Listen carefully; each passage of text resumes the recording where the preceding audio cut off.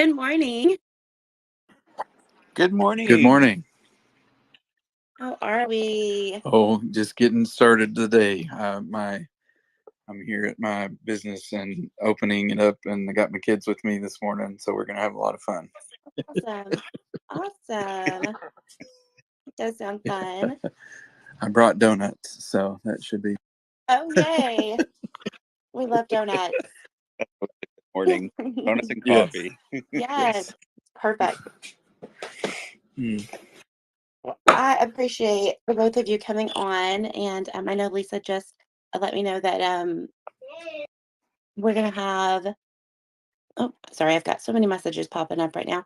Seth will be here a little bit later and he'll be joining us. So if you guys see him pop in, just give me a shout and I'll add him in. Will he be joining us through Twitter or will he be there with you I'm guys? pretty sure he's gonna connect via Twitter. Okay. Oh, perfect. Perfect. Well, I'm going to go ahead and introduce Lisa and Nathan. Lisa is a 46-year resident of Pope County. She has a bachelor's and master's degree from Arkansas Tech University. She just celebrated 39 years of marriage to her husband, Bob. They live in the downtown part of Russellville in a historic home with two children, Ryan and Elena, who both graduated from Russellville High School. She is involved with the McElroy House Organization for Cultural Resources in Dardanelle and the Community Cat Support Network, which advocates for trap, neuter, and release of cats in the area. She has been active in gathering signatures to put Learns on the ballot through the Capes organization. She kayaks on local bodies of water and gathers trash on every excursion. She's also a middle school librarian and very much against book bans. I am as well. Lisa, thank you for that. Um, Lisa is also Pope County Democrats treasurer. She's a librarian and, of course, a Capes advocate. Thank you so much for joining us, Lisa. And we have Nathan. He is a current city council member in Russellville and an entrepreneur in his city. His family owns and operates Joshua's Fine Jewelry. His wife, Amanda, is a third grade teacher at Sequoia Elementary and an assistant coach for speech and debate at Russellville High. Nathan has been involved in local politics since about 2015 when he decided to run for city council. He served on the council for 2 years and then ran for state representative, where he and his team spent about 10 months running a huge campaign in a deep red district. They lost that campaign, but they won the main goal of normalizing progressive ideas and letting people know that there was another choice than just voting for an R next to someone's name. His campaign manager and him started a local news program called Sass and the Beard, where they let citizens know about the decisions their local government makes. In 2022, he ran for city council again, this time in a new ward, and won his race by a very large margin. Thank you for joining us this morning, Nathan. Yes, I'm very excited. Thank you for inviting. I'm excited to talk with you all. I see the Pope County Democrats social media all over, Yeah. all the time on Twitter and on Facebook and on Instagram. Um, and I love seeing what's going on there. I'm in Central Arkansas, so it's not always, easy to keep up with what's going on around the state, but social media gives us that option. And I love that you all are so active and so involved in your communities. That would be Mariella. She's really good at that. That's Yes, awesome. It's all so the good. credit goes to Mariella with that. All She of is it. a wonderful. One of the questions that you kind of sent to us was about our local heroes, and she was the first person that I thought of, from the perspective of someone who is just behind the scenes working all the time and never asks for anything, and except for people to do, the things that she's doing. Like she pushes, all of the events out, and she looks for volunteers, but she's there in the heat and the snow and the rain. Like she does it all. Yes, she does. Yes, she does. She is awesome. I love it. Well, a big shout out to Mariella. Thank you, Mariella. She's actually the one. She had messaged me here on this account and, asked how can Polk County Democrats get involved with Coffee with Democrats. And she got the ball rolling on this. So I Yeah, really do that appreciate, doesn't surprise me. yeah, I No. appreciate her efforts with that. We need more Mariellas. Yes, we do. Yes. Yes, we do. Well, I've been sick with COVID, so I've been kind of Mhm. lately. Um, and this will actually be our last conversation that we'll have on Coffee with Democrats in Arkansas until mid-August, which I'm so nervous about because I've been doing Coffee with Democrats every Friday since February or March. And I'm like, oh my gosh, it's going to be so weird not doing it. But I'm going on vacation. And I told myself and my kids, I'm going to take a vacation. So I did get with Dean McDonald, and he, if his schedule allows, is going to kind of pick up and host some Coffee with Democrats. We don't have anything scheduled at the moment, but I'll definitely be posting something on our Twitter account to let everybody know. Um, I'm really excited about this conversation. I really do want to talk about learns because we have just a few days. We're right there at the deadline with this citizens initiative that we have in the works. So, Lisa, I know that you are very involved with the Capes organization, and they're currently collecting signatures to put learns on the ballot in 2024. How have these efforts gone in Pope County? I have a stack of notarized petitions sitting right next to me that as soon as we get off the air here, I will be heading to Conway to deliver. Um, we are extremely close to our goal. The way it works, we've got to get 3% of the people who voted in Polk County in the last gubernatorial election. And so, but we want to get a healthy cushion. So we're going to keep on collecting signatures. We've got an event tonight. We've got an event tomorrow, and we've got an event on Sunday that's already scheduled. Tonight, we're going to be at Dardanelle at the community center with their chocolate palooza, and we'll be there from 5 to 7. Tomorrow, we'll have someone set up probably right at opening at Price Break, which is a store in Russellville that's in the city mall, right behind the Goodyear store. And then on Sunday, we'll be doing a drive-through from 11 to 2 at the River Valley Arts Center. And people won't have to leave their car, just drive up. We'll get you in voter view and get you signed up so you don't even have to leave your car. We'll probably be at Dog Ear Books again sometime next week, but the exact days and times I'm not quite sure of. As far as Capes goes, my biggest concern, because this is something that we're seeing here, is there's a lot of people that are not registered to vote. And we really, really need people registered to vote and actually voting. Arkansas, I don't think, is really a blue or red state. It's a non-voting state, and we need people to vote. So if there's anybody that's listening that's not registered, please get registered and please vote. We're fighting the Learns Act because it's a 145-page omnibus bill, and it was rammed through the legislature in a very short amount of time, like 2 weeks. I know our legislators didn't read the entire act. And if they did, they really didn't think about all the consequences of it. Are there some good things to learn? You betcha. The raises, for one. There is not a veteran teacher in Arkansas that is opposed to new teachers getting $50,000.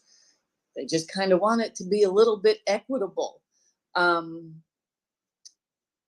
thing is that with veteran teachers, Learns does away with the steps for longevity. It does away with steps for continuing education. Some school districts will still have them, but your smaller school districts aren't. Yeah, these people might get $50,000, but they're not going to get another raise for who knows how long, if they even have a job, because the smaller schools are going to struggle with that cost. Learns also does away with teacher fair dismissal. I don't know how many teachers that I've had that worked in the 80s to actually get the teacher fair dismissal passed.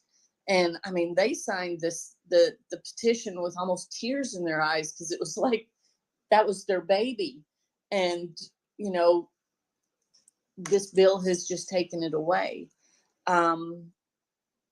Another concern that people have is that third graders that are not on grade level for reading will be held back. How is that? What kind of impacts are that going to have on the kids' psyches, on the school districts? You know, none of that is planned for. It sounds good, and a lot of this sounds good, but it in practice, it's not going to be good. But the biggest concern I think that people have is the amount of public funds that will be going to private schools. And, you know, the banks are going to be getting 5% of that. But the private schools and charter schools are not held to the same standards that public schools are. And so I was talking to a girl last night that taught in a charter school. And she said it was a joke. She said it was absolutely horrible. And nationwide, charter schools do not perform as well as public schools. Are there going to be some private schools and charter schools that do? Yeah, but on the vast majority of them do not score as well on standardized tests as public schools. And so this petition is just to put it on the ballot to let the people of Arkansas learn more about LEARNs, and then to be able to actually make a decision in 2024. Thank you for explaining all of that to us. Really do appreciate that. Um, as a parent of two children in public school, I have a lot of concerns with Learns, and you know, you're right. There are some good aspects of it, but there are a lot of bad aspects of it, and I think we can all agree, especially looking at where Arkansas ranks nationwide. We have to do something.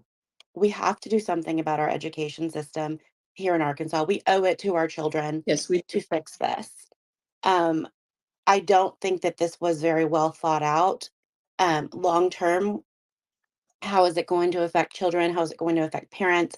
How is it going to affect the teachers and the administration as well? The rural schools are struggling already, and they're going to struggle more. This isn't something that every student, every child in Arkansas will be able to take advantage of, these school vouchers. My child has a disability. I looked into private school before they they were able to go into school, and looked at our options. And every school that I approached said that they couldn't accommodate us. So our only option was public school, and we have a great public school where we live, um, that works for that child, but this public school doesn't work for my other child. Um, so having those options is great, but not everybody is able to utilize, and um, it's just not equitable for everybody. And if we could really just kind of go back and figure out a way that will help everyone, and be the best for everybody in a long term, with a long term plan, that's just me as a mom would love to see something like that. And that's what this initiative will do. And I think that a lot of people, when I talk with them out at events, and then seeing comments on social media, I don't think but that is really something they understand. A lot of people don't even know what Learns is or what the act says. Um, but also, they think that this is just trying to get rid of it, but this is to put it on the ballot so that we can actually vote on it, so that we actually have a voice as citizens in this state to decide what the future looks like for our children. Well, and that's true. And in gathering in signatures, because CAPES is a nonpartisan organization, and in gathering signatures, I've had Republicans come up and sign it, and they said, as a Republican, I think the people should be allowed to vote on this, and they signed it, Absolutely. and I totally agree with that. But yeah, you're right. We've got a lot of people that have absolutely no idea what Learns is. And, they really have no idea how it will impact, you know, their children. I've heard from people that, well, I don't have kids in school, so it doesn't really affect me. Well, yeah, it does, because you want strong public schools, because those are the people that are going to be taking care of us. Um, you know, uh, Private schools, education is big business. If you look right now at what the Arkansas Department of Education spends in Solution Tree. Last year, they got $68 million. This year, they're getting $83 million. And they're only in a few schools in the state. They're not all statewide. And there's other organizations and businesses, Renaissance and other things. The new testing company that we've got that will replace the Aspire. Education is big money, and if you follow the money, you'll see exactly what's happening, not just in Arkansas but around the nation. And Learns, yeah, there's some things that are specific to Arkansas, like removing the teacher fair dismissal. But I'd say the majority of the Learns Act was created in a think tank in some other state. No clue as to because they didn't really talk to the Arkansas educators.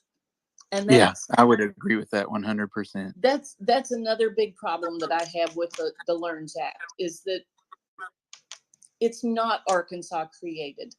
I went to the state capitol. I talked to I think it was the House Education Committee. Those people didn't listen to what we had to say. We were there all day long expressing our concerns.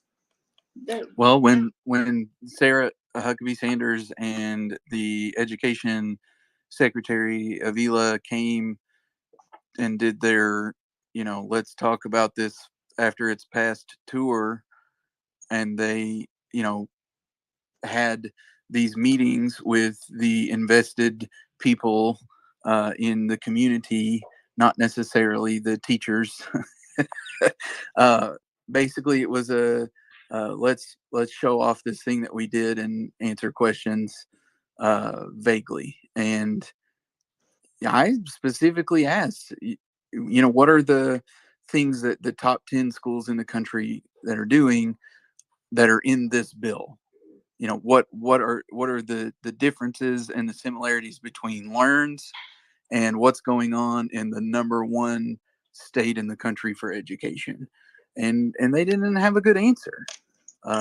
It was just vague generalizations about reading scores and things like that. But there is no, like, as someone who has kids in a school district and someone who has a spouse that's an educator, that none of the teachers have any knowledge as to how this is going to affect their day-to-day workings, except all of the things that have been said in a negative light. The administrators don't know how they're going to have to respond to this,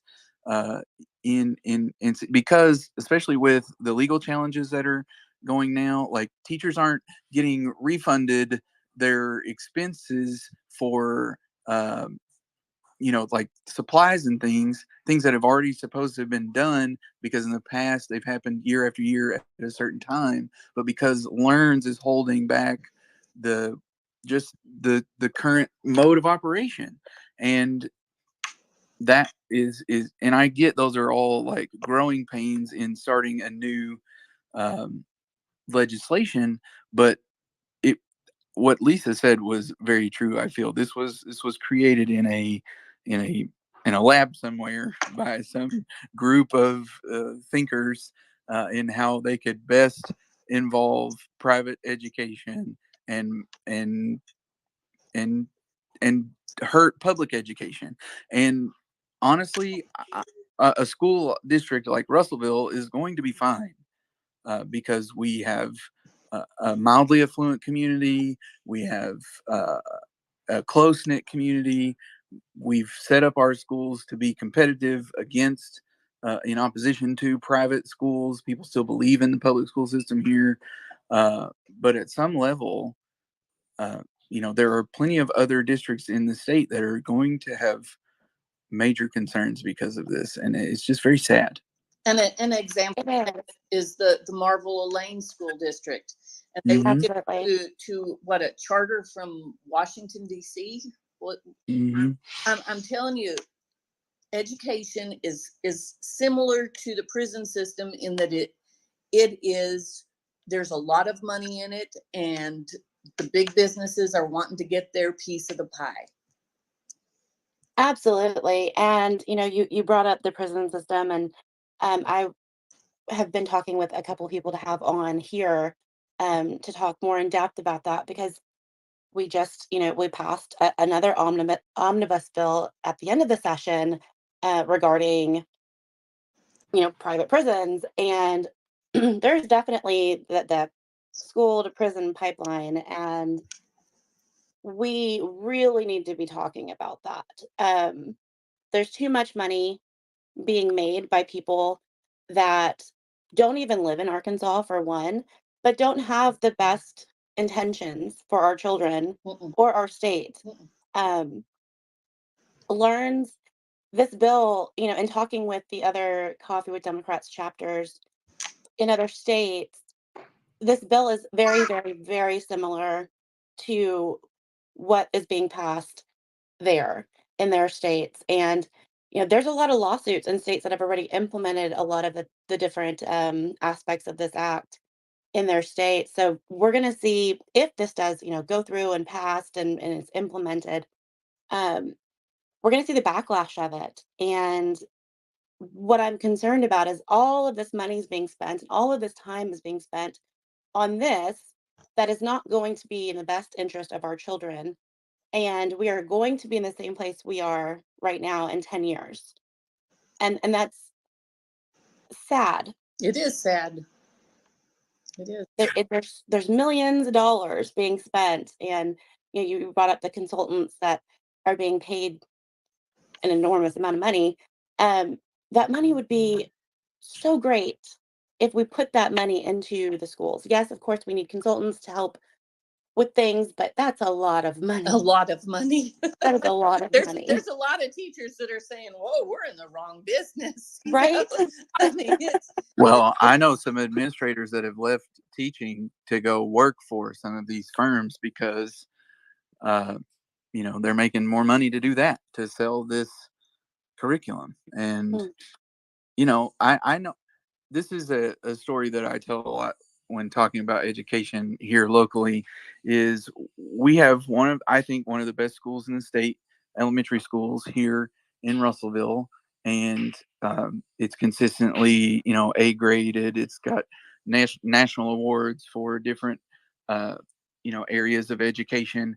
And at, at every level, they're working their best to focus on relationships with kids, how the kids are learning, individual and group and social emotional and PLC and all of these things that they deal with.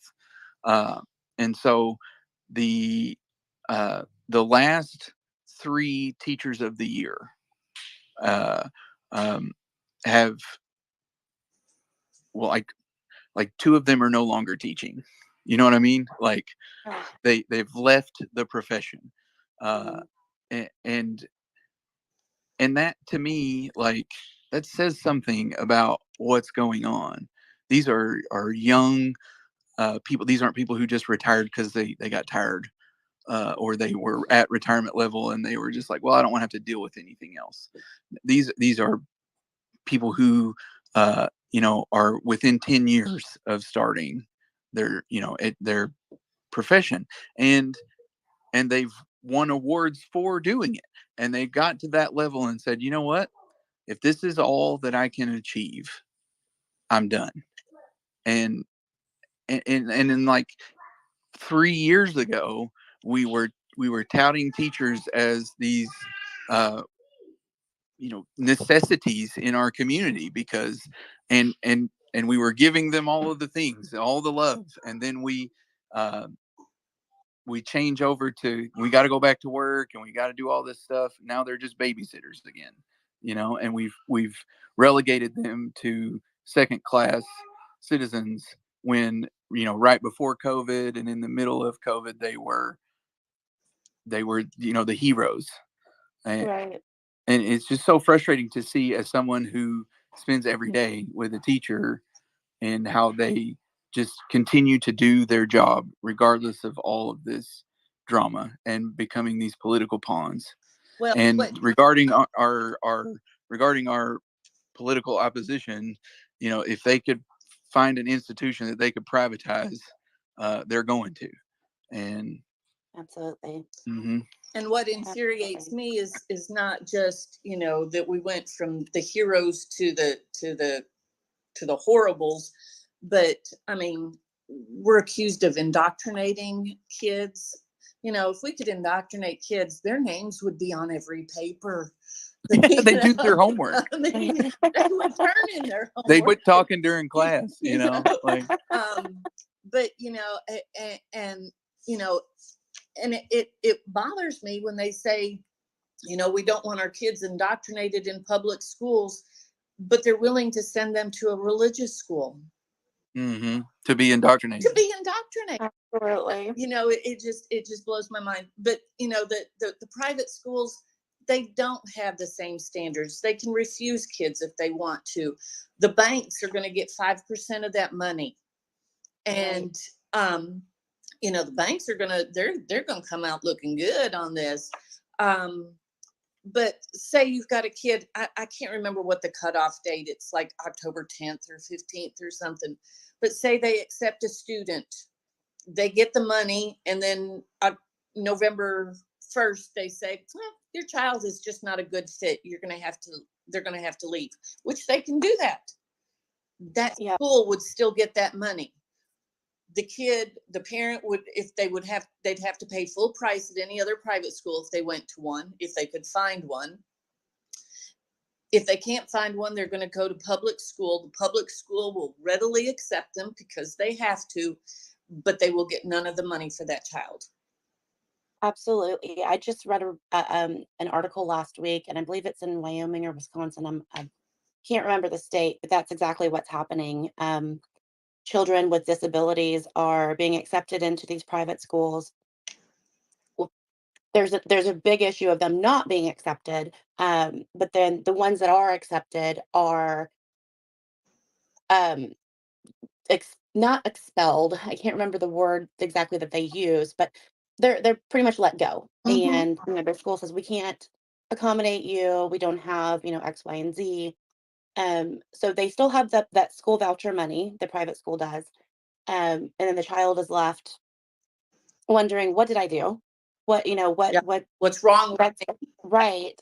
And so then they go back to the public school who accepts them, but they don't have the funding. They don't have, they weren't expecting this. So it's happening in large enough numbers where, parents are getting together and filing lawsuits. I definitely see that happening here in Oh yeah. Arkansas. Oh yeah.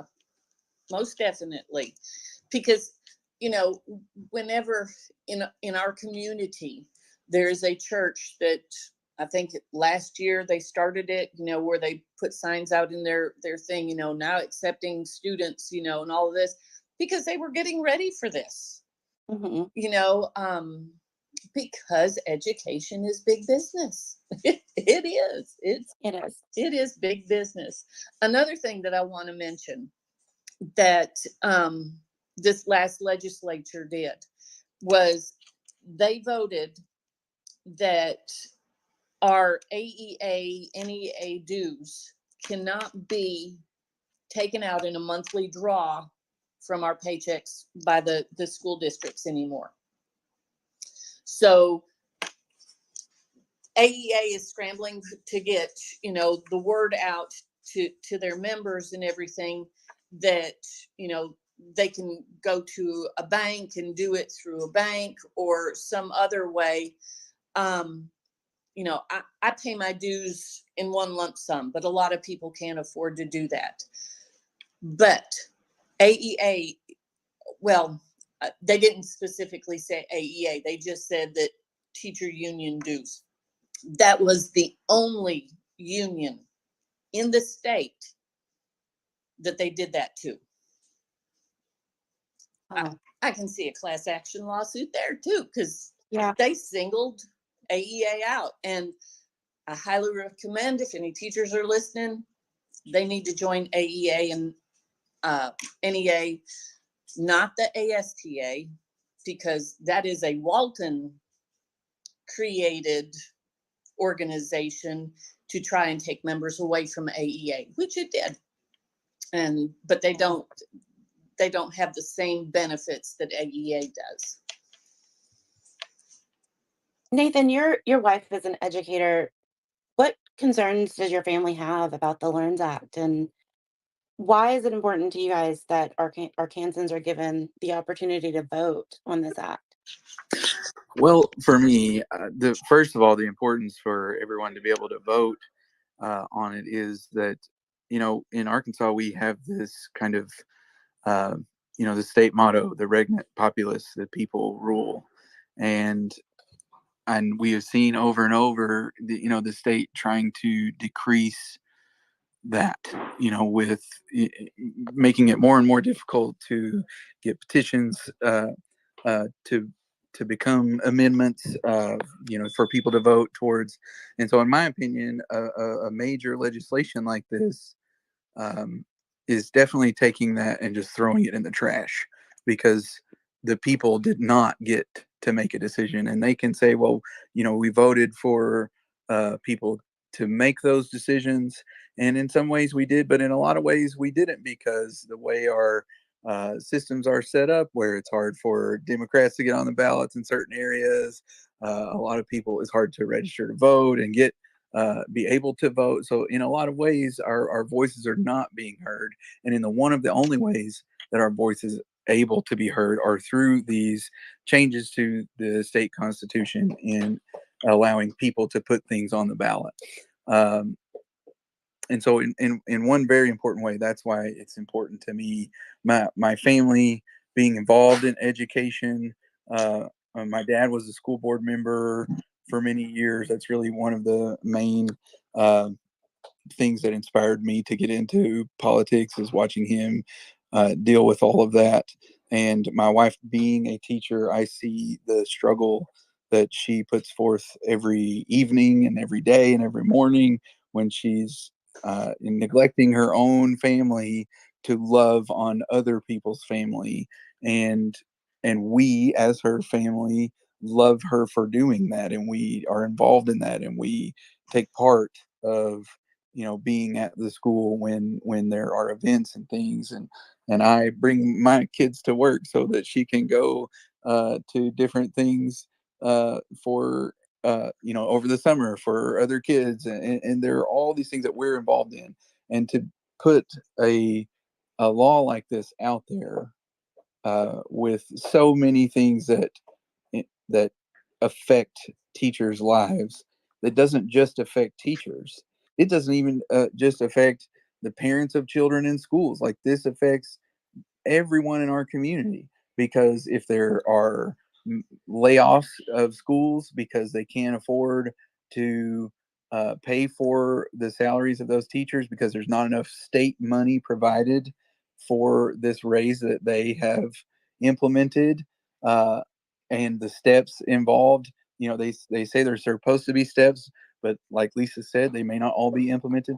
Like those teachers are going to be looking for new jobs in the community, and we're going to have this mass uh, new workers in, and we may not have the jobs to uh, fulfill. And then we will have uh, people without jobs that need jobs. We'll have people spending less money in the community, which is less tax dollars for the coffers of the city to pave your road and do. There's so many unintended consequences that are involved in a bill like this. That's just so large that there's no way they could have looked at everything, and they know that. When I've spoken to every legislator involved in this process, as not only a city council member, but someone trying to inform the public about this bill, none of them know all of the details, and they will say one thing with full assurity, and us after reading it going, but that's not what it says. And then 3 weeks later, it's either they've gone to a committee to try to change it to make it happen what they said happened, or they've said, well, I didn't say that, or there was some misreading. Like there's always an excuse in regards to why it wasn't what they said it was, um, which is what we said it was from the beginning. Like, hey, this is Right. wrong, this is not right.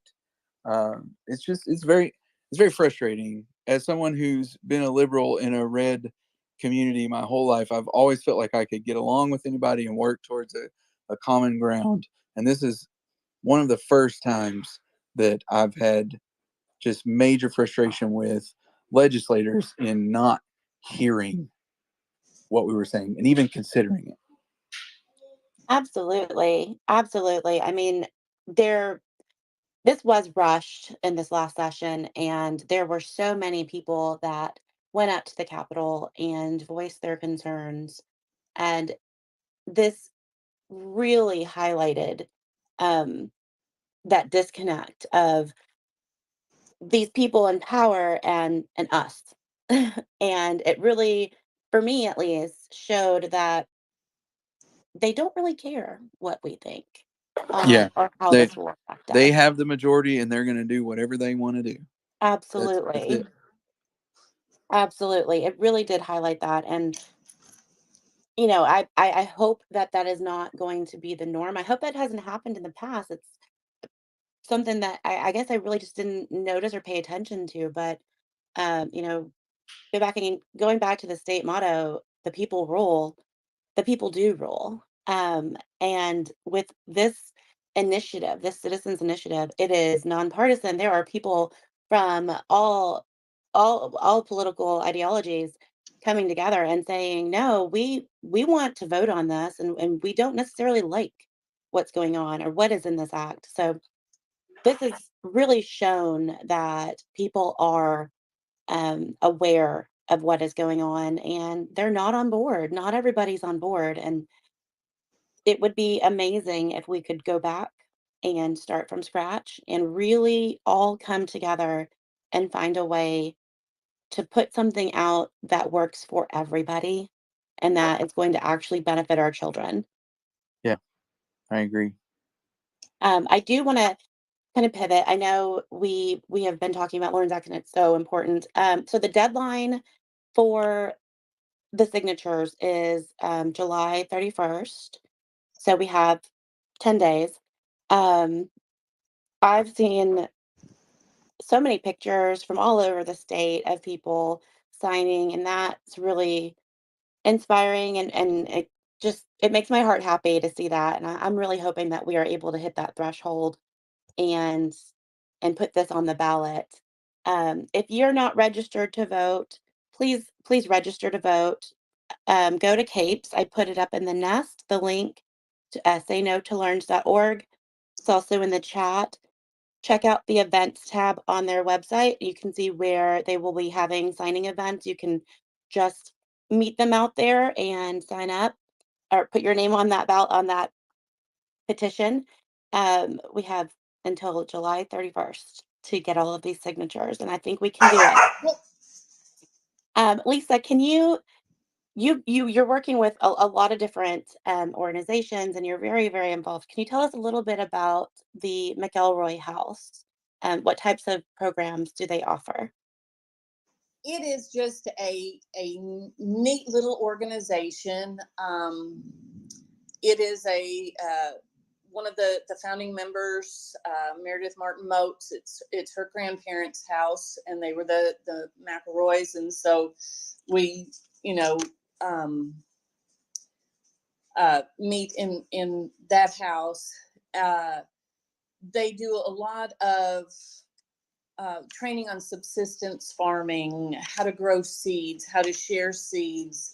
For a while, we did cloth diaper bank. So if somebody wanted, cloth diapers, we provided them. We've got a little free library. We've got a little pantry.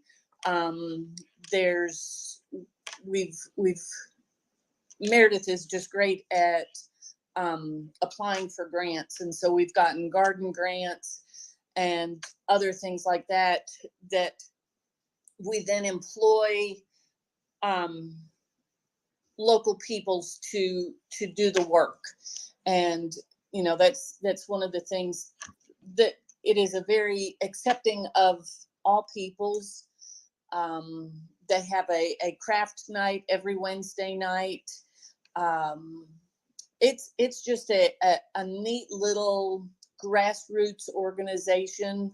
It's not very big, but we just want to get everybody together because we believe that we're all more alike than we are different. And if we can just come together, um, it would be a great thing.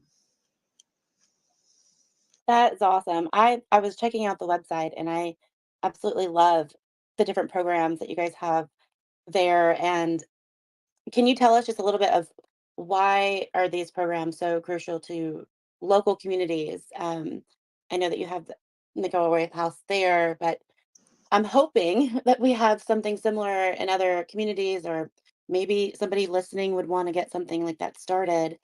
And Meredith would love to talk about that. It's crucial just to let people know that there's a safe space. I mean, we, like I say, we're accepting of all peoples. I've been to a meeting where there were, um, Christians and Wiccans sitting right next to each other, getting along and laughing and enjoying each other. And I think that's one of the beauties of it, is that it just brings community together. And I think that's the important part. Like I said, just that we're all more alike than we are different. And there's so much divisiveness in the country right now. And the McElroy House is a place where everybody is accepted, and their ideas are accepted. And I think it's just that sense of community that drew me to the charity in the first place. I love that so much. I think programs like that are so needed at any time, but especially, like you said, right now, just getting people together and realizing that we actually are more alike than we are different. And, face to face, you see so much hate on social media and the internet. It's so easy to say horrible things, but face to face, you realize that's a person. And it's really hard, I think, for a lot of people. I would say, I would hope most people, to say and do these horrible things that we're seeing on the internet in person. So I love I love that you guys have that there. It makes me want to, kind of search around my community and see what we have here, and see if I can get involved with something like that. But the McElroy House has a website. I put that up in the nest as well if you guys want to check that out and view that, see what type of programs they have, and see how you can support them, because money is needed, I'm sure, to Yeah, keep yeah. this going.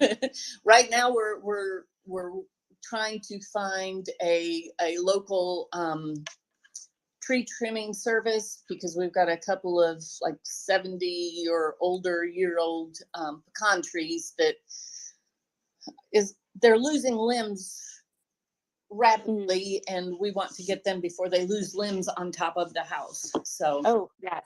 Yes. so we're working with trying to find that. And because they were planted by Meredith's grandparents, you Oh. know, the idea is that maybe we could end up getting a table or, a bench or something made out of that pecan wood. So Oh, that would be so awesome. would I love that so it much. would be. I love that. And you're also involved with CCSN. Can you tell us about that? Yes, I got started with that because somehow I've ended up with a community of cats at my house. If you feed them, they will come. Um, Right. and we started out with 2 cats, and over the years, it has grown. All of them are fixed now, with the exception of maybe 1 or 2 that just come at periodically. Um, Russellville, Pope County, Yell County, Logan, all the counties around here have an extreme problem with people not spaying or neutering their pets, and not just their pets, but animals that they feed.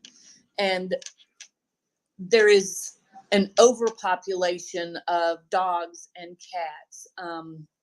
I've got a friend that works with Novastar, which is a rescue organization for dogs, and they sometimes end up getting cats too.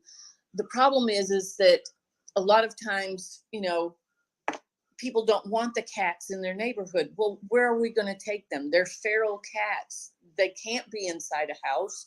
I've got one feral cat that I've been feeding probably for 9 years. I have never touched that cat. She won't let me. You know, Trying to move her into a house, it's not going to happen. So Right. what do you do with them if you just let them go? Cats they breed like rabbits. they they Mhm. they just make babies after babies after babies. Um, and the problem with that is they'll spread diseases, they'll end up sick, they'll end up starving to death. Um, and it's not pleasant. And so my daughter is on her way to Prairie Grove right now to a low cost spay and neuter clinic with a load of cats right now. Um, it's a problem here, and so we work with the the the clinic in Prairie Grove. We work with a clinic in Greenbrier. Last week, I took a cats to Greenbrier to be spayed and neutered. Um, there are more cats than we can actually deal with right now, and people get upset that we're not coming, or they don't want the cats back, but we have to release them because there's nobody to foster them, or they're feral, and you can't foster them. We try to foster kittens as much as possible, and but it's an overwhelming. We've taken cats to Iowa. We've taken cats to Colorado. We've taken cats to California because there's just too many here. And Right. people will always say, well, I just want a free kitten. Well, if you get a free kitten, you're going to have, more cats at some point in time. It's actually cheaper to get them spayed or neutered than it is to try and feed the puppies or the kittens, when they come, and they will come regularly. Um, we So many animals have been dumped. They rescued a mama cat and some kittens that were under a bridge the other night. It's it's disheartening to see. And I, in my kayaking, I have found 2 animals. One was a cat in a Walmart bag. It was dead, floating in the lake. Another one was the Arkansas Game and Fish guy said he thought it was a beagle mix, but it had been dropped into the lake in a cage. Oh my God. Oh my gosh. Wow. It just, and so I'm just doing a little bit, not much, Yeah. but a That's, little bit to help, and just spreading the word about that organ. yeah. And You're you're doing such amazing work with all of these organizations. And I mean, I just want to thank you, Lisa, so much for that. But I did put up in the nest the link for CCSN. And if you guys would go check that out, read about what they've done here in Arkansas and how you can support them. They have a link for their Cash App. Again, you know, money, programs like this don't run themselves. They're most likely run by volunteers, and the work is needed. Like and I know Lisa that just explained. Jen Capps, who is the organizer of the group, I know she spends a lot of her own money, and Yeah. was just recently bought the organization a van, which is what my daughter is driving to Northwest Arkansas, because we've Oh, driven, our personal vehicles to the different places. In a dream world, I'd love to have a spay and neuter clinic here in Russellville. Um, that would be awesome if we could that do. would be. That would be. But again, it costs a lot of money. Right. Well, let's see what we can do. Maybe we can get some money raised for you. That would Uh, that would be awesome. Um, we are running a little bit behind. Would you guys be okay to stay a little bit longer, maybe about 10 minutes? Um, I definitely want to dig in with Nathan a Yeah, bit. I'm good. I'm Okay, good. awesome. Thank you so much. Um, so Nathan, you ran for state representative. What inspired you to run for office? That's a great question. Honestly, the main thing was I was sitting around as you do with your friends, in the evening times back before we had kids and responsibilities, and around a fire, and we were all complaining about, like, man, this people drive too fast down this street, or I can't, my neighbors, got a big pothole in front of their yard, or why isn't there somebody that really cares about younger folks and what's needed in our community. Like, people are just leaving and all our friends are moving off, and it was just a bunch of old people on the city council. And I was like, well, somebody should run for city council. And everybody looked at me and said, yeah, you should run for city council. And I was like, I don't want to do that. And then it kind of just started like that. I had this group of friends that really encouraged me. They worked on my campaign. Like, luckily the first city council campaign, I didn't have an opponent, so I didn't really have to do a whole lot. And it was kind of just a learning exercise. Um, and then it just happened that my wife and I found a house that, because we've been looking for one, and it was in a different ward or district. And so I had to step down from city council because we bought the house and moved, and which opened up the opportunity to run for state office.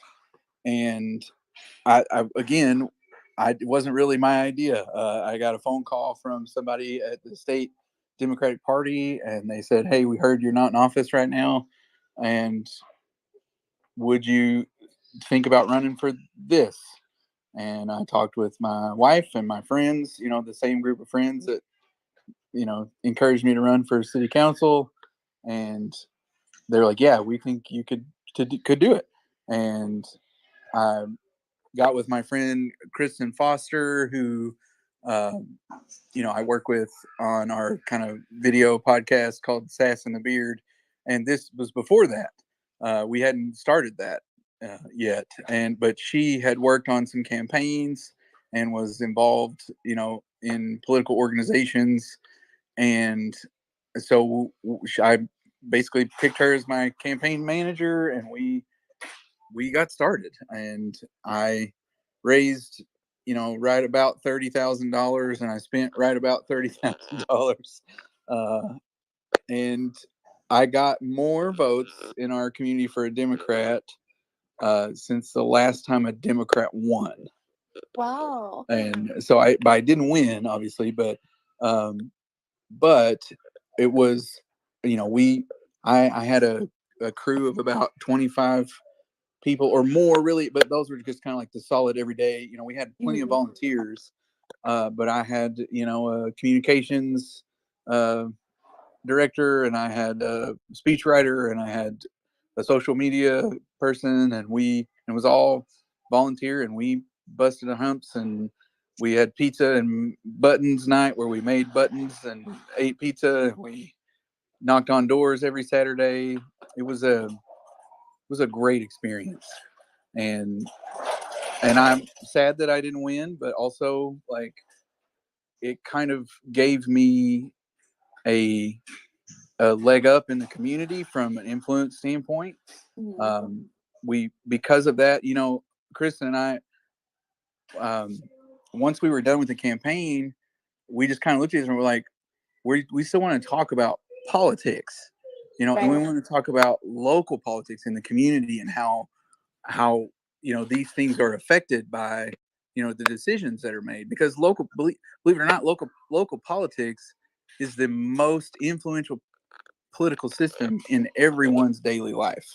The decisions that city and county make are more effective in the day-to-day citizens' lives than even the federal government. So, like, when we decide to pave a city street, or when we decide to do to make a change about how the city relates to taxes or whatever, like, that affects everyone. And so we decided to just get on Facebook Live and talk about it, and so it was just me and Kristen and an iPhone for 30-40 minutes, just talking about, here's the city council's um, agenda. This is what they're going to talk about this week or this month. And then the casino issue happened, and that just, like, blew all of that up, because the county had never had responsibility for that kind of stuff before.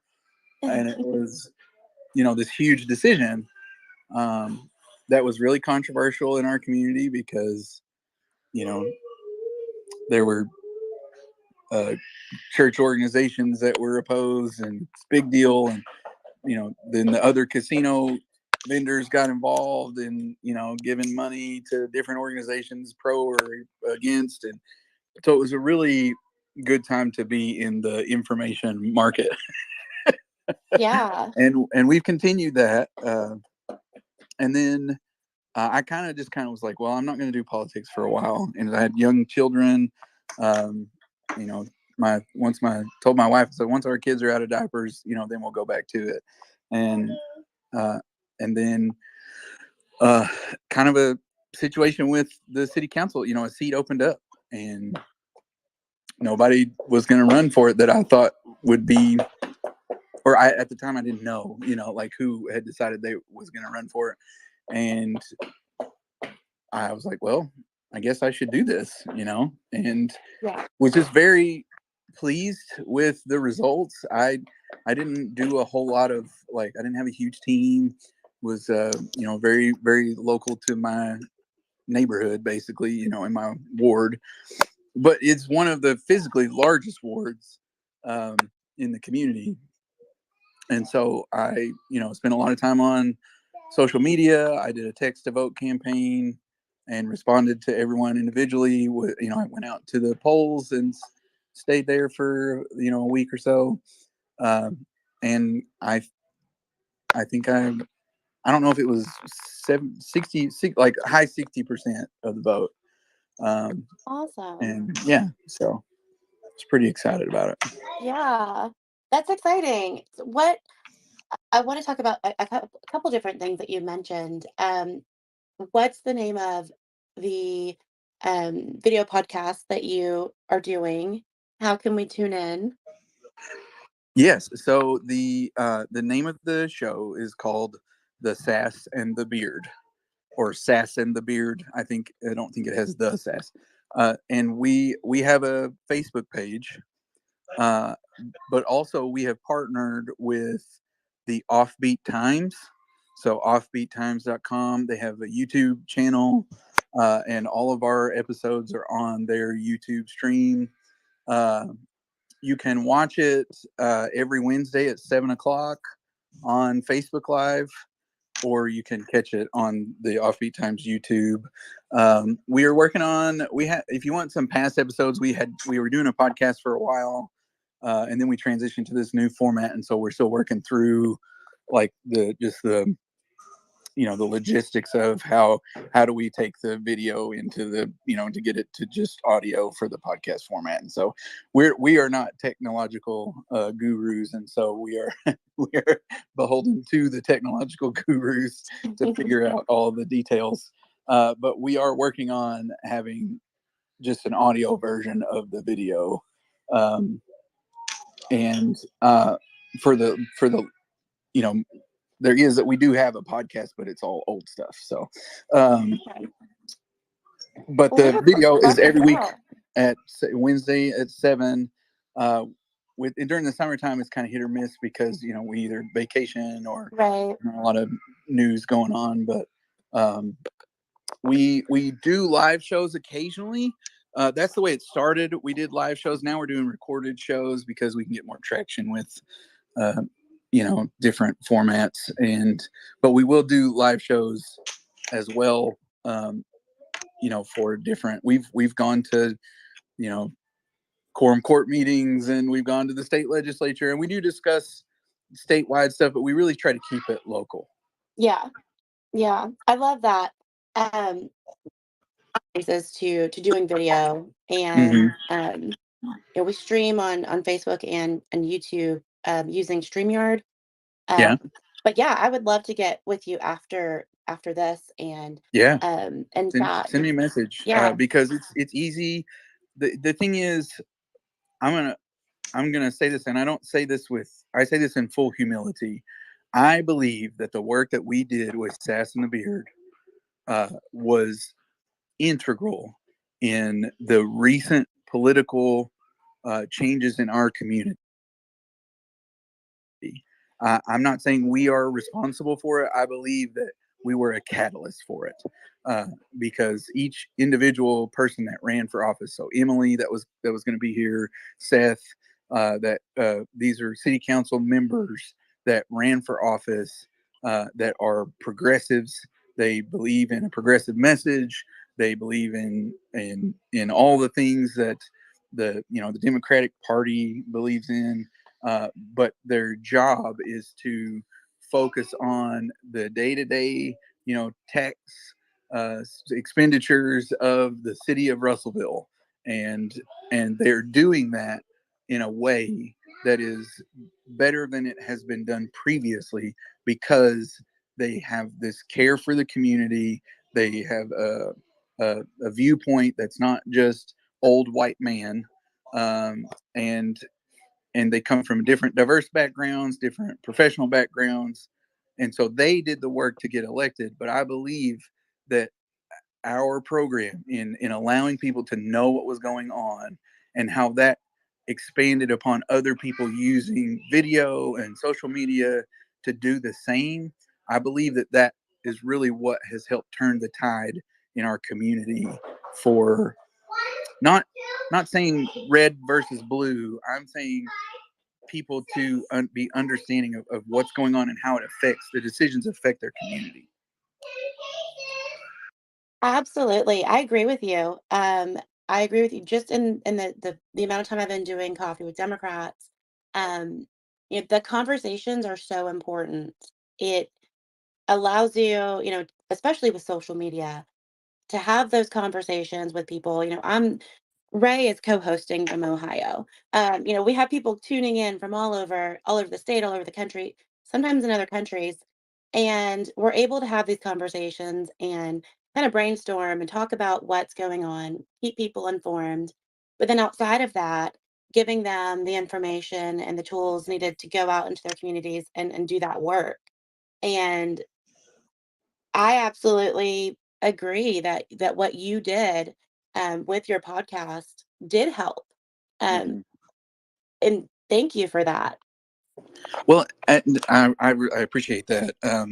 The thing is, and it's not difficult, and I know that, like, we have been uh, contacted by some organizations, that have asked us, like, what did y'all do? And it's literally, we picked up a phone and we started talking, and Right. we shared that message with other people, and at one point we were getting 10,000 views a week, on a really kind of controversial topic.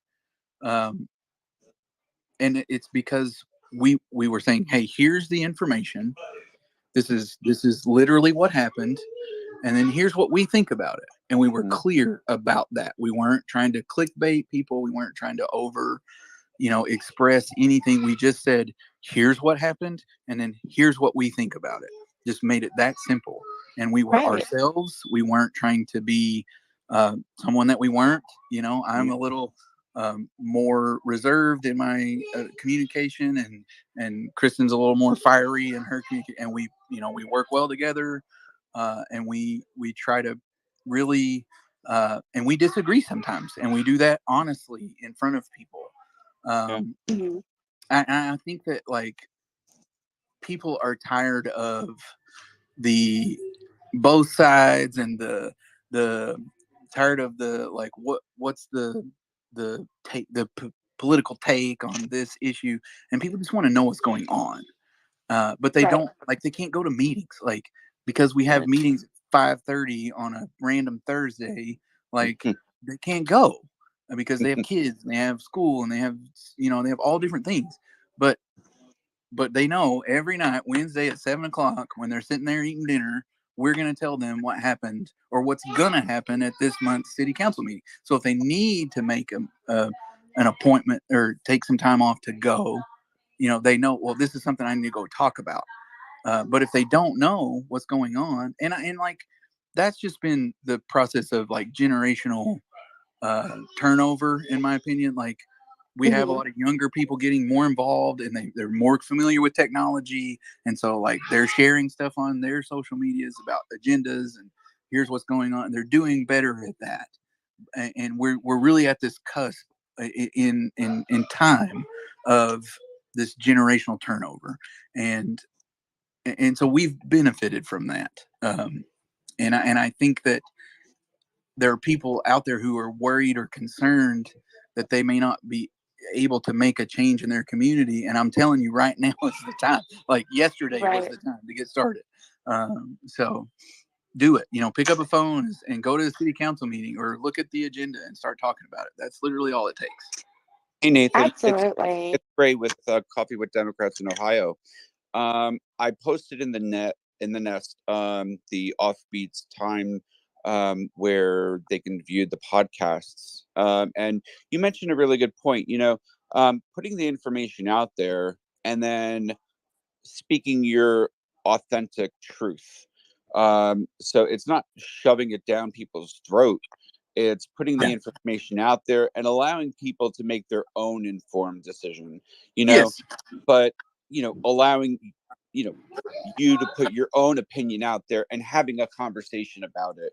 So Yeah. it's kind of like what we do, and putting the facts out there and then having the dialogue. So Hmm. that's like what we're doing, having the dialogue, and then allowing people to make their own decision. you Yeah. know but And I'm not, like, yeah. I'm not one of these, like, journalist that's just like, here's the information. I don't even consider myself a journalist. I'm more of a pundit, really. And but I want people to see that, like, you can have an opinion about this, but here's the information. and so that they're not just like listening to, well, the coffee shop conversation, they're taking over our town, or they're doing this thing, or they're doing that thing. No, this is what happened, and you can agree or disagree with the decision, but this is how the decision was made. Exactly. That's important. Absolutely. Thank you for Yeah. that. And as Yeah, a citizen of Russellville, and listening to Sass and the Beard, one, they're enjoyable. They laugh and they have a good time, but they get the information out there, and they put it in such a way that anybody can understand it. And I think that's one of the things that I appreciate the most too, is that they're forthright and understandable, and I enjoy listening to them. I am going to have to check it out. It sounds amazing, and I love that. I would, again, I'm gonna, chat with you after. I would love to see how we can maybe stream what you're doing when you're, going to the meetings, maybe on Coffee with Democrats in Arkansas, so that Mhm. way we can kind of expand that reach, because people do need Sure. to know. And what I love about with doing Coffee with Democrats, I've been focused on Arkansas, and hearing what's going on in the different counties, because you don't hear about that stuff on the news. Right. Uh, and then, when we were in session, I would have, just breakdowns. There's so many bills, but just breakdowns of like Mhm. the big ones, the major ones, giving links. And that information is so important. But then on our Yes. national account, we had a conversation with Gloria Johnson yesterday in Tennessee.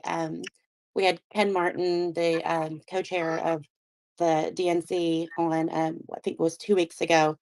And just hearing, what's going on in Tennessee and what's going on with Gloria, and then what's going Yeah. on a national level.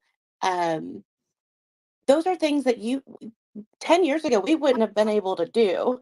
Yeah. And so being able to have these conversations has just been eye opening. And it really, there's no reason why none of, any of us shouldn't be, just tuning in, hearing what's going on, keeping ourselves informed, but taking that information and seeing what we can do with it.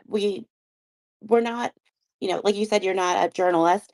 Um, we're we're people that care, and we all want to see that change in our communities, our states, our country, and we all have unique talents and abilities. And if we can just kind of brainstorm ways that we can get into our communities, our states, to do something and make that change, and we're all here together to support each other. I love hearing people that listened to a space and heard about an event. They went to that event, they made a connection, and now they're doing this amazing work with an organization. Um, those are the types of things that this has really opened up for us, and I think we should all just grab it and take advantage of it. Um, Democracy isn't going to sustain itself without us getting in the trenches and doing that work. Yeah, I wholeheartedly agree. That's why we started, the show. That's why we ran for. That's why I ran for office. And I think that, because to me that was how I could get involved. I had worked with public advocacy. I'd worked with nonprofits. I'm an entrepreneur, and been involved in donating my time and in materials to different functions. But stepping in, that I was a way that I felt like I could, I was inspired by the community. I was inspired by other people doing things, and um, this was my next step, was running for office. And I think that we all will reach a point in our lives where we're like, this far and no farther. Like, I've had enough. I'm mad as hell and I can't take it anymore. And Right. when you get there, like, the people that use that for good, we need more of those people Yes, involved. Absolutely. And I am in so much awe of people that run for office. I'm I love supporting people that are running for office, working on a few different campaigns, and I love that. There's no way, me personally, I could do it. It's just not me. I've You got a say mouth. that, you know, I've got a mouth. but um, but I do really, truly appreciate you running for office, and you were so right when you said, it what affects us the most are our city council, our mhm. justice of the peace, those races that as Democrats we've overlooked so much, especially here in Arkansas. I was sad to see how many Republicans just walked into office because nobody, Nobody um, ran against him. Yeah. exactly. Hmm. And I just want to say thank you for running for office. I know that that is not easy, especially having a family, having young children. Thank you for that. But congratulations on winning that position. And Thank you. it it's it makes my heart happy to Yeah. know that somebody like you is in this position, looking out for your community and doing that work to make your community better and our futures. Well, thank you. And I would say, from a local perspective, most of the people that run and are elected are similar to me. Like if they have an agenda, it's an agenda for the people. Like it's not necessarily for themselves. And you will see people that do have agendas. Like that's somebody was telling me the other day, like, I don't know, I just can't trust somebody. They've got an agenda. Well, yeah, but is their agenda in opposition to what you want? And how can you use their agenda to affect, what you want in a positive way? Like, people are going to have agendas. We all have something we want to achieve and a goal we want to commit to. But when it comes to like corruption, like there are a lot of checks and balances in our systems. I'm not saying it doesn't happen, but like there are ways that we can watch it. And right now, there are microscopes on everything that is done. And so I really believe that the people that are there, especially in Russellville, are working towards the betterment of the community. And you see that in our actions. You see it in the buzz going around about town. Uh, some of the decisions we've made locally, from creating a citywide EMS program, to the entertainment district, to uh, you know the decision to work with the casino instead of working against the casino. Um, our chamber just got a huge uh, business to come in town, manufacturer, and so like there's a ton of stuff. We're gonna have better jobs, more higher paying jobs. We've given raises to employees and stipends, and we're considering doing more of that in the future. Like there's just a ton of things like that going on that benefits everyone, and we want to keep doing that. I love that. I love that so much. And you should run for office. Um, um, I will support everybody that runs, but She's going to I make want to her thank announcement later today. Raymond. It's in the works. I want to thank you both so much. I know I've kept you longer than anticipated, but I really loved this conversation. And shout out to Mariella for putting this together for us, connecting us. I would love to have both of you on again in the future. Thank you for what you're doing in Pope County and for Arkansas. It is very much appreciated on our end here. One last question before we end. I know we talked a little bit, but who is your political crush there in Pope County? And another question, if you could envision the perfect Arkansas, what would that look like? Oh, Those are big they questions. really are. Um, gosh, I'm really impressed with our mayor right now, Freddie T. Mm-hmm. Um, Mm-hmm. when we had this big storm go through, he handled that really well. I've been to Mm-hmm. numerous events. He's been at all of them, and he's not been in a suit and tie. He's been in, t-shirts or a polo shirt and blue jeans. And of course, I've known Freddie forever, but he's done a really good job, and I've been impressed with that. Um, Political crush and what I would like to see for I'd like to see Chris Jones as governor. That would make me happy. Absolutely. I agree Yeah, with that that. would be great. I would love that if that had happened. My political crush. I love the mayor. He's the hardest working man I've ever met. And we talked about Mariella, Yes. with her hard work. Um,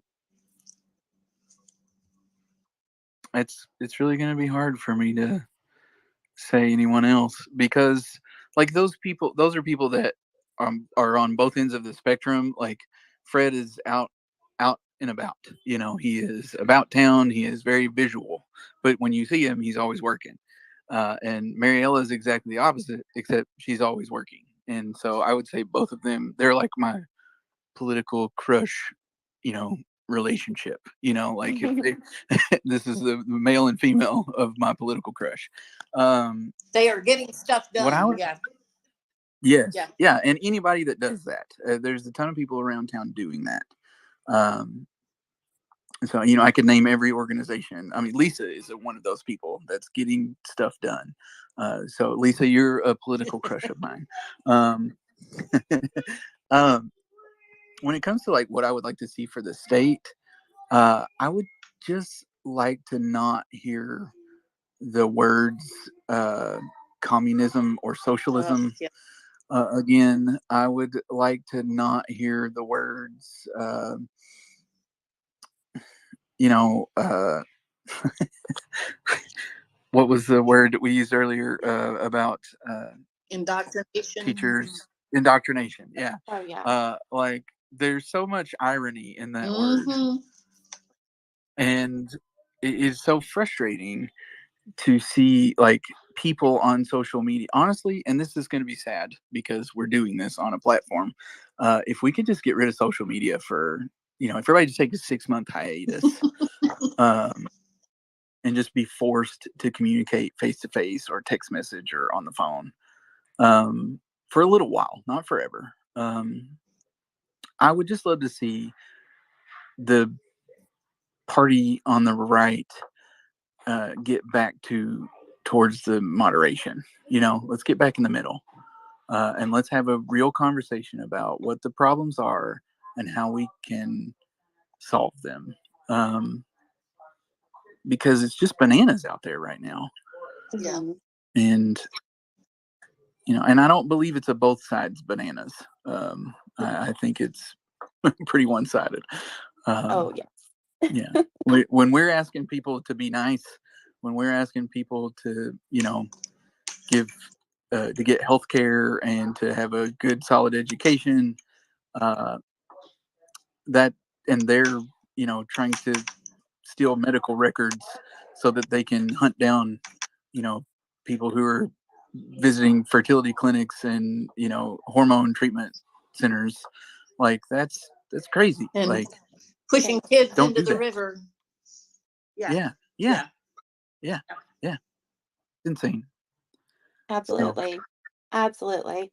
Um, I do second the social media break. I was sick with COVID, and so I wasn't on social media, which was awesome.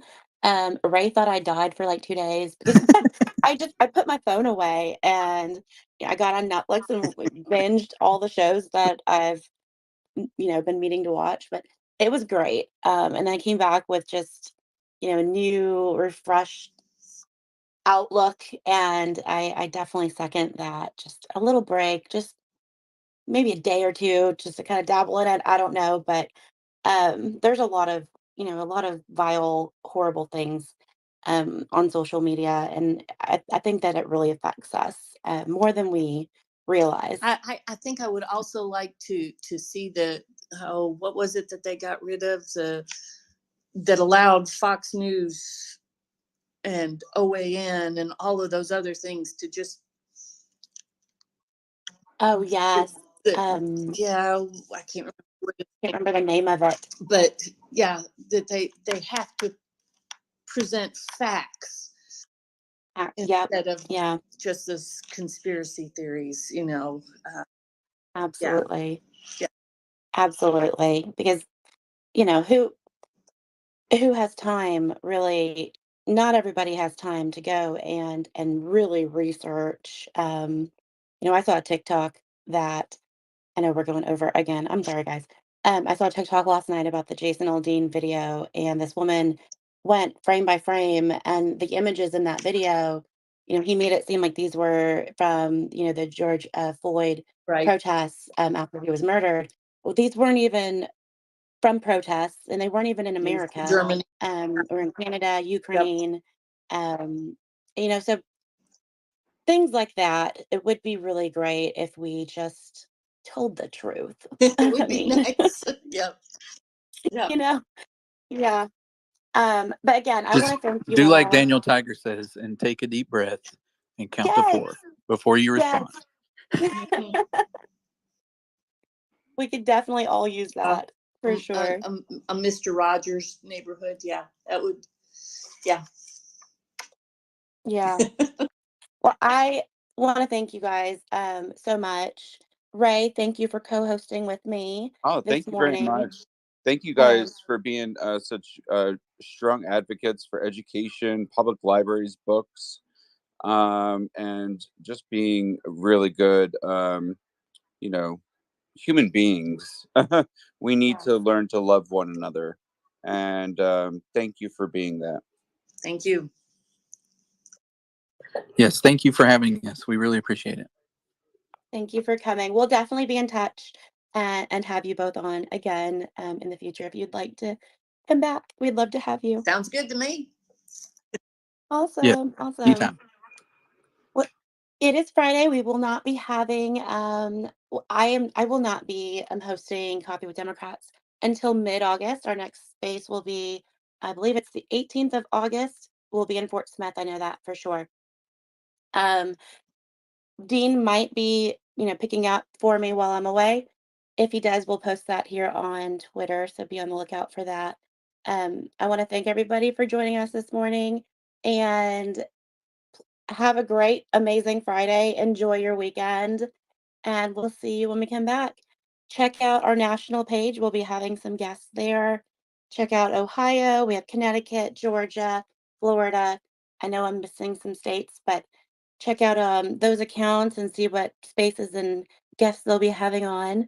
In the meantime, you guys have a great day. All right. Thank you very much. Bye-bye. Bye.